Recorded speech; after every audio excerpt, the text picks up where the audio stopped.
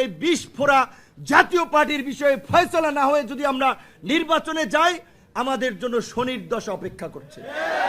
কারণ এই জাতীয় পার্টির মাধ্যমে আওয়ামী লীগ ব্যাক করবে।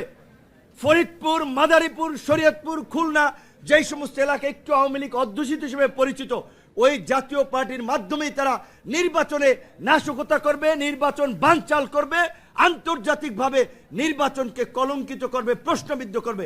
সামনে যদি নির্বাচন বিলম্বিত হয়, নির্বাচন নিয়ে যদি কোনো সংকট তৈরি হয়, আমাদের রাজনীতিবিদদের জন্যই কিন্তু বিপর্যয় অপেক্ষা করছে। কাজে আমরা মনে করি অবশ্যই আমাদের যে প্রাণের দাবি, এই গণ অভ্যুত্থানের যে আকাঙ্ক্ষা, গণহত্যার বিচার, রাষ্ট্র সংস্কারের পরিষ্কার রূপরেখা এবং নির্বাচন।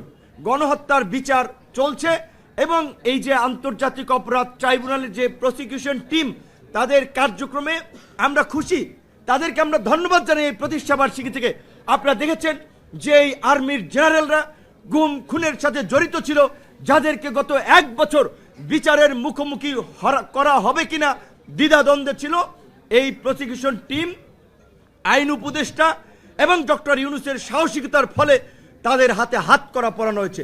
আমরা পরিষ্কারভাবে বলতে চাই, সেনাবাহিনী এই দেশের স্বাধীনতা সার্বভৌমত্বের প্রতীক। সেনাবাহিনীর এই কতিপয় ক্রিমিনালের কারণে সেনাবাহিনী সম্মানহানি হতে পারে না, সেনাবাহিনী কলঙ্কিত হতে পারে না।